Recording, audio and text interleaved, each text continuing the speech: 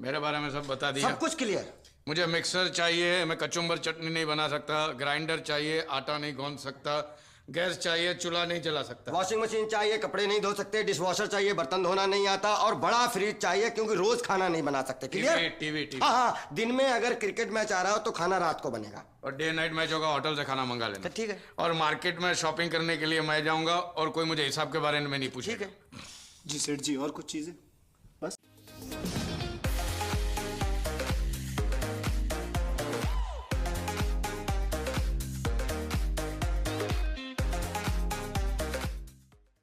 I remember in 2020, I was worried to see the transition of Prajakta Koli into the mainstream with projects like Mismatched. This is just a natural reaction that I have for digital stars who have themselves developed such a large fan base while having creative control on the product that they put out there, and now embark upon a new chapter in their life where they absolutely surrender creative control to someone else. While India is devoid of coming of age teeny bopper content, I only get worried that they will get stuck in the rut of mediocre content. Irrespective of whatever you think of Mismatched Season 1, it was popular and was renewed for another season. And I hope to believe that this will be an upgrade to Season 1, which would entail that there would be nuance with respect to expanding upon several character arcs, and fans could especially see their favorite stars finally sharing more screen space together. While I tuned in as being hopeful, what I was left with was a case of mediocrity setting in again, and only fleeting moments that could be raved about as I saw 8 episodes of Season 2. In this period that follows post the mishap of Dimple's app getting stolen, having a fallout with Rishi, and being in a vulnerable state making out with Harsh, we tune in again to see how the dynamic among several characters develops and whether or not Dimple and Rishi can finally have a peaceful coexistence, if not a romantic relationship. There's a lot to pack in, so here's me telling you the good and bad aspects of the series so that you guys can ultimately decide whether to watch it on Netflix or not.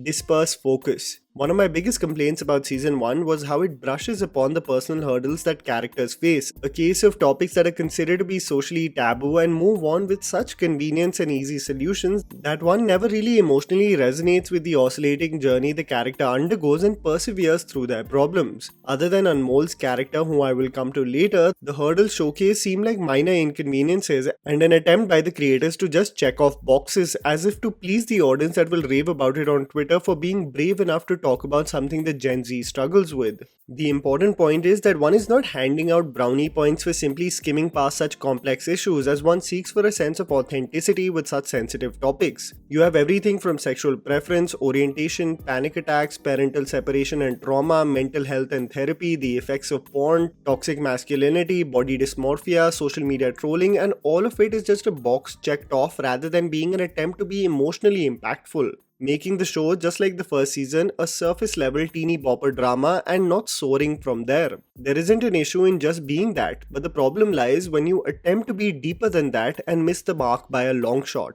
Sincere young cast. I cannot fault the attempts of the ensemble cast for the sincerity with which they have performed in the show. They are assisted with mediocre writing, and other than Taruk Raina and partly Vihan Samat and Sanjana Sarathi, no one really leaves a lasting impression. Prajakta as Dimple is probably the most frustrating development fans of the show will see, because they absolutely butcher what she originally stood for in Season 1. More on that later, but Prajakta, as she did in Season 1, still tries her best to make us empathize and root for Dimple while taking many unpopular and unlikable decisions, especially when it comes to the emotional moments of breaking down on a call with her parents or dealing with anxiety attacks. Prajakta does hold her ground as a performer. We see Rohit Saraf do more of the charming cookie cutter good boy role in Season 2, while the cheese and charm does get excessive. I really wonder whether Rohit can expand his horizons as an actor beyond the lovable boy next door, because at this point he's just the boy with morals from a Suraj Barjatia universe and nothing more. The dispersed focus of the show does allow the supporting characters like Devyani Shori and Kritika Bhardwaj have their moments to shine, but the mediocre writing never really makes them soar. Odd dialogues and creative choices. One of the biggest gripes that I had with this show that focuses on a younger demographic is that it always seems like it has been written by adults who have no idea on how teens interact with one another. Season 2 is more of the same, where characters interact with each other using buzzwords and terminology that an older age group would think is the norm. Jugal Hansraj absolutely hams his way through this series, having the most over-the-top pitch as a drunk father, constantly saying gibberish like lovely jubbly, chap and a bugger as it represents how the rich and elite speak. Every character's voiceover uses tech jargon to relate to real life problems. So you've got dialogues like इस memory को uninstall करना है, ये moment Facebook memories जैसा है, ये moment hard drive में store करना है. You get the point. Of course, nothing beats the attempt to be hilarious with dialogues like video bite ही मांग रही हूँ, love bite नहीं, or booty is in the eyes of the beholder. Some of the analogies also make no sense, like मुझे cooking दुनिया का Bill Gates बनना है और medicine world का Elon Musk. Buzzwords for relevance rather than logic. And the worst has to be an impromptu rap attempted to be a badass moment but will make you nothing but cringe. Those who deserve better and the one who stole the show. I have to say that the only times I was slightly invested in the series was when the four-way romantic storyline was being focused upon and the individual track with Anmol's character, which is done with the most sincerity. Dimple and Rishi are probably the most frustrating characters to deal with and who are topsy-turvy through most of the episodes and they barely share screen space together, and the only sense of normalcy I felt in the show was through Sanskriti and Harsh's characters. Even though Vihan's character does steer far too much to suit the picture of an Indian NRI, almost coming across like the Chacha Chaudhary character from Delhi Belly in a few instances, his empathy and respect towards Dimple during the courting process is what stuck with me the most. A case of a boy being head over heels, and similarly for Sanskriti was a case of us relating to being there at some stage of our life for sure. But if there is one character that will truly win your heart and who will have the ability to even emotionally break you down, it's Tarak Raina as Anmol